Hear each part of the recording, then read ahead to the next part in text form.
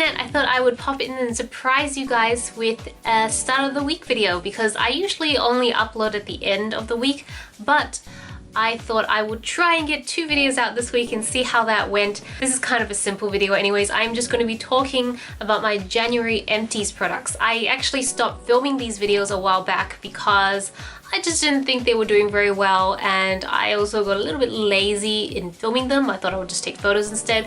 But since I already have a book of Fables ready to go for the end of this week, and I successfully uploaded a video at the end of last week, I thought there's no harm in uploading a quick video because I just felt like talking to you guys. The first product is this Bath & Body Works hand soap. I think it's in wild berries. I probably got this a while ago. In fact, most of my Bath & Body Works stuff I got last year, but I got them a while back because I usually try to order them in bulk since shipping to Australia can be really expensive. So I don't really have much to say about this. I'm just trying to work through all my Bath & Body Works hand soaps right now because they're good, but they're not great, and they're definitely not worth shipping over liquid soap to Australia because it's kind of expensive. Liquid and candles are expensive, they're heavy products, and I actually really like the Palmolive range we have in Australia. I just think their scents are way better. So I still have quite a few of these to work through, but once I do, my shelf will be clear and then I can stock up on Palmolive. I probably won't stock up on it. They're available in the supermarket. I could take them any day. Next product is this Clinique Take the Day Off cleansing oil. I love cleansing oils. They are seriously the best thing I discovered 2 years ago for myself, and I probably have quite a few bottles now because every time I see a brand that has a cleansing oil, I'm just like, ooh, I gotta try that. So Clinique's actually pretty good. The only issue I had with this is that if it got in my eyes a little bit, like I'm not purposely putting it in my eyes, but if it ended up in my eyes, it stung a little, which was pretty annoying. But it did a really good job. I haven't really found... I don't think I know of any cleansing oil I've tried so far, and I still wanted to do a comparison post one day, but I don't think I found any that didn't take my makeup off completely. I think really the comparison lies in scents and if it stings your eyes or not, and this did. So I probably won't be repurchasing another one because I think the Bobbi Brown one is just a little bit better. But right now I'm using the NARS cleansing oil, and I probably won't repurchase that one either. It smells like lemons for some reason, but a weird type of lemon. But I'm just gonna finish that off and you'll see that soon-ish. This is Pantene Intensive Penetrative Treatment. It's basically like, what do you call them? You know, instead of using your conditioner, you use this like once a week, or in my case, I sometimes use this once every fortnight because I'm not very diligent about my hair care. And it's just supposed to repair any damage to your hair, which I still don't believe. Every company that says, oh no, we definitely repair damage, I feel like you're just gluing dead bits of hair back together or something. But yeah, no, that was good. I don't remember if I got sent this. I feel like I was, and then I just can't remember. I think it was okay. I think I've tried better ones before. I really like the Moroccan Oil hair cream, which I still have some of. Yeah, I probably won't repurchase Pantene for myself. Another hair care product is Matrix Silk Wonders Smoothing Oil. So this I use right after I've washed my hair, conditioned, towel dried, and I usually use this on the ends because my hair is really long. It goes past my waist. My ends are always splitting and they're always pretty dry, so I always need some sort of smoothing or heat treatment oil, and this one was okay. I've tried better, and I think I was provided this one, so I probably won't purchase my own bottle of it. I felt like it 50% made my hair smoother, but it didn't really go all the way. I felt like Moroccan Oil or Organics did a much better job. Next is Estee Lauder Cyber White Brilliant Cells Full Spectrum Brightening Moisture Cream. Some of these names can be really long. So this I used as a nighttime moisturizer. I would apply it all over my face just before I went to bed, and I actually really like this moisturizer. I mean, I didn't see any changes to my skin, but I usually don't expect that from moisturizers because I invest in a lot of serums to do that for me.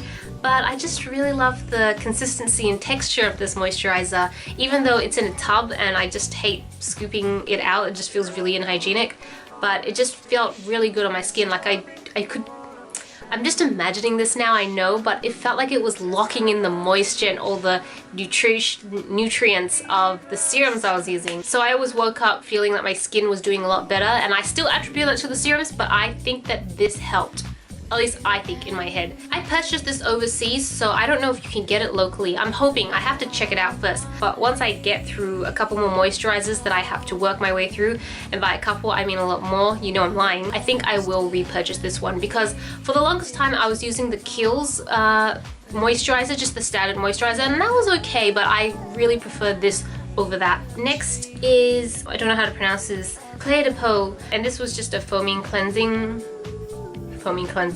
foam. I really like this, which makes me sad because I think this is like $40 to $60 American, which is dangerous because that means that in Australia, I don't know if we sell Clear de Peau in Australia actually, but I know that if you convert it into Australian dollars, it could easily be like $70, which is extremely expensive for something that just cleans your face. But the smell was just so nice. It was just so luxurious and it felt really great on my skin. And the one thing I really like about this cleanser that foamed is that I find that most cleansers that do foam out tend to leave my skin feeling pretty dry afterwards.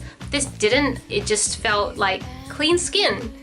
So I don't know if I would repurchase it. I really want to, but I really can't justify spending that sort of money on a cleanser. So this is in the like maybe pile. Maybe if I go through duty free. It's really, really good. I highly recommend it. If Clear de Peau skincare range is in your budget, then I do recommend it. I'm gonna do some makeup products now. So the first makeup product is Lancome Hypnose Doll Lashes. So this is just a sampler, and anybody who's read my blog for the longest of times will know that Lancome Hypnose is probably my favorite mascara range of all time. It just does the job. I always get compliments on my lashes when I'm using Hypnose, so I love it so much, but it's too expensive in Australia to buy at the counters. I think they're like $50 or something. So I usually just buy packs of them at duty free. And this just so happened to be a sampler. I actually do have quite a few samplers because I shop a lot. So that's great. And I love the doll lashes because I like how the applicator, it comes down a little bit like a Christmas tree, but so the tip is really great at getting the lashes in my inner corner, and it helps get my bottom lashes because I have really non-existent bottom lashes and I have to like work at it. Next is the Maybelline Falsies. If I wasn't gonna buy Lancome Hypnose, then I would use this instead because I find that the formula is quite similar. This is just a little bit more clumpy, I find, but it is extremely close in terms of quality. It's just that the Hypnose is just probably a little bit better. And the last makeup product, which I'm really proud of, is this. It's kind of battered now. You can see it's kind of old looking. Estee Lauder Pure Color Gloss Stick in Nude Almond. I just love the shade for this. It was perfect for my skin type, and I really tend to be more of like a soft pink nude sort of person when it comes to lipsticks, if you cannot tell. Although occasionally I'll change it up a little bit if I am feeling confident about it, but I usually prefer things that are not too stand outish, and this was pretty much perfect for me. And it was very moisturizing. I found it to be moisturizing. I've read reviews where people say it wasn't, but it's really glossy, which I love, and I find that things that are glossier, not necessarily all the time, but generally tend to not dry out my lips, which is a big plus. And the last product is a candle, of course. This is the Bath & Body Works Twisted Peppermint. Yes, it's a Christmas candle. I actually got this the year before last, so candles just last a long time for me because I stock them up, and I go through a phase where I'll just go crazy and burn a lot, and then I go through a phase where I just don't feel like burning anything. But it was December, so I felt like burning peppermint because that seemed pretty appropriate, and I really like this. I'm not a big peppermint scent sort of person, so I think that if I was to ever get these candles again, I prefer to get them in small jars because I just like a little touch of peppermint here and there, but I'm really more sweet fruity sort of person, if you didn't know. But you did. And that is all for today's video. That's all the products I've been through for January.